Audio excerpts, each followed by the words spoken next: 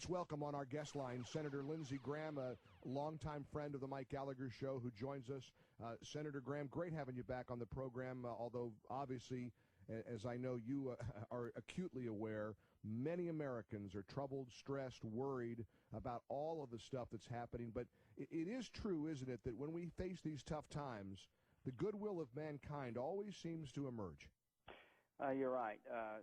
To the victims and their families, those who were killed and injured, our heart breaks for you. To the people of Boston, your strength in the face of adversity makes us proud. To the law enforcement and intelligence communities who are trying to protect us against this great evil called radical Islam, God bless you. Let's talk, Senator Graham. Absolutely. Let's talk about some of the legal questions that people are asking about. The New York Times, not surprisingly, blasts you today.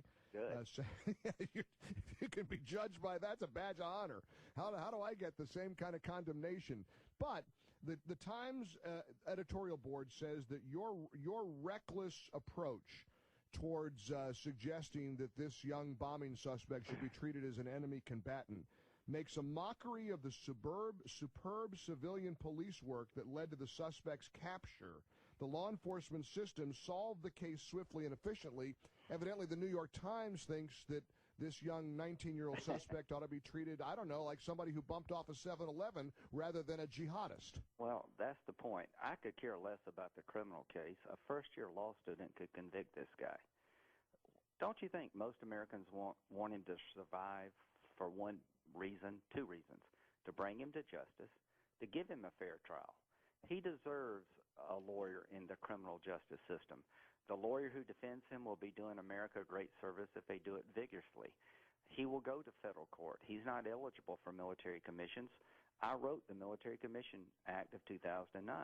What I'm worried about is, what does he know about future attacks? Mm-hmm. Do you believe we're at war with radical Islam? I do.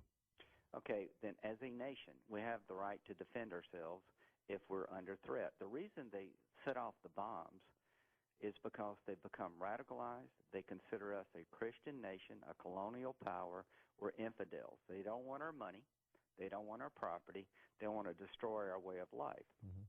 When we're at war with the Germans and the Japanese, you had American citizens who collaborated with the Nazis. They helped the saboteurs who landed at Long Island. They were going to blow up a bunch of infrastructure. The FBI caught the American citizens working with the Nazis.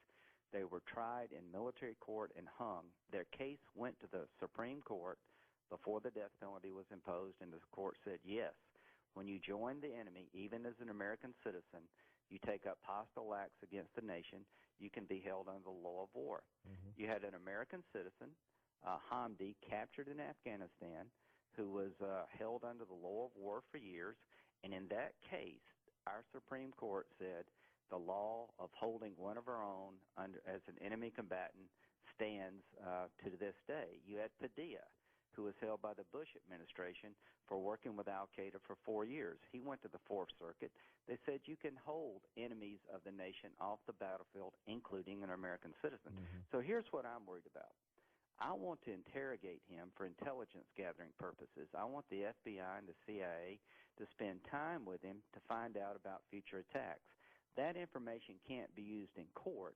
It can be used to defend ourselves. And look at what the New York Times is suggesting. The only way we can talk to him about future attacks is through the criminal justice system, where his lawyer controls the conversation. Absolutely. Do you really want to turn over intelligence gathering to the terrorist and his lawyer? And of course, you're preaching to the choir. I happen to agree 1,000% with you, Senator Graham. But what do you say to the American, the person watching all this, who's worried about the so-called slippery slope, who says, listen, like it or not, this guy is an American citizen. He should be treated as such. There shouldn't be an exemption because he allegedly set off this bomb. He should be treated under the domestic criminal law as a criminal suspect, mm-hmm. given all the rights of a criminal suspect. The question is, if he has sided with the enemy, if he's become a radical jihadist working with radical Islamic groups to kill us all, can you treat him as an enemy combatant? I can tell you this, in every war we've been in the past, when American citizens sided with the enemy, they were held as enemy combatants. How in the world could you hang 3 people who helped the Nazis if they weren't enemy combatants in military court? This is not even an issue. I've been a military lawyer for 30 years. You got 3 cases right on point. And what if it were so? What if it was so that, don't you think you'd be incentivizing al-Qaeda to find American citizens? If we had laws that said we could never hold an American citizen for intelligence gathering purposes without a lawyer, then you're making an American citizen the prime suspect, the prime target of al-Qaeda to radicalize. Mm-hmm. We're at war. And to those who believe in the criminal justice system, count me in. But to those who say we're not at war, count me out. To those who suggest that this country can't sit down with a terrorist and find out what they know about future attacks without a lawyer, that is not the law, and if it were, it would be crazy. Well, and Senator, what's also crazy, after we had a guy who had business cards that said he was a soldier of Allah, Major Nadel Hassan, right, who was screaming Allah Akbar as he slaughtered our soldiers at Fort Hood, this administration characterized that as an act of workplace violence. Well, look at their record here. That Christmas Day bomber, remember that guy who tried to blow up a plane over Detroit? Yep. They Mirandized him in 45 minutes, never declared him as an enemy combatant, had to get his parents to suggest to him to cooperate. The Times Square bomber, he was with the Taliban in Pakistan, never declared an enemy combatant. Osama bin Laden's son-in-law, who was the spokesman for al-Qaeda after 9/11, we finally caught him. He's been given a lawyer. He's pleading not guilty. He should be declared as an enemy combatant. We should have the FBI and the CIA interrogating him for intelligence gathering purposes. We're trying to do 2 things here. We're trying to prosecute a crime, and he'll get every right associated with being a criminal defendant, and we're also trying to prevent a future attack. When you're gathering intelligence, you don't use the evidence against the defendant. You used it to protect us. So the New York Times doesn't want to admit we're at war. This is really about that. Yeah, that's they don't believe that they believe that radical Islamists are just some criminal enterprise. They don't want to say the war on terror is a reality. They don't want to admit that the enemy is trying to attack us here in our own backyard.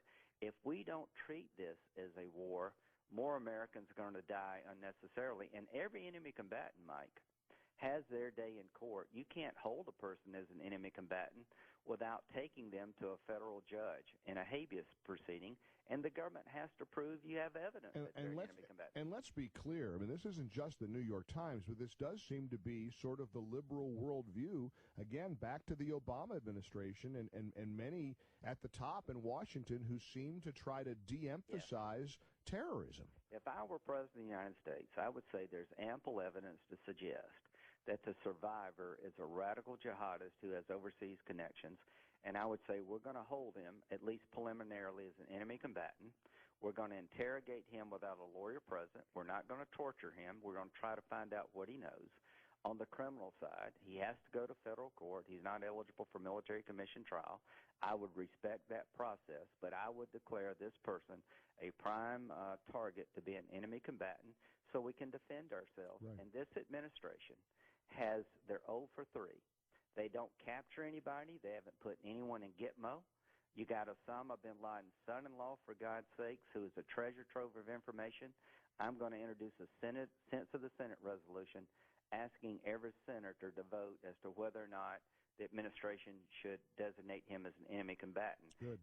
This guy is a treasure trove. This survivor could be a treasure trove to prevent a future attack. You know, visiting with Senator Lindsey Graham, and I think, you know, Senator, you characterize it very well. You either believe we're at war with radical Islam or you don't. And can I just say, sure, no American citizen, with it comes responsibilities. No American citizen has the right to take up arms against our nation and kill Americans without being treated under the law of war. That would be, it's not immunity. American citizenship doesn't make you immune from being held or killed, captured or killed under the law of war. When you side with the enemy, then you risk being killed or captured. That's always been the law. Final question, Senator. I know how busy you are. The London Mirror reports that the FBI, there are over 1,000 FBI operatives who are working to track down a sleeper cell, 12 terrorists strong, linked to the Boston Marathon bomb brothers. Police believe that these brothers were specially trained to carry out the attack. The Mirror says that a source close to the investigation said, "We have no doubt the brothers were not acting alone." Your suspicions, your thoughts, Senator Graham, on whether these were two lone wolves or whether they were being aided? They had a small munitions factory. They were making IEDs. They were throwing grenades and pipe bombs out of the car. The one brother went overseas for 6 months in an area ripe with radical Islamists. There's now evidence that the imam in Boston, who was a friend of Anwar al-Awlaki, had associations with these guys.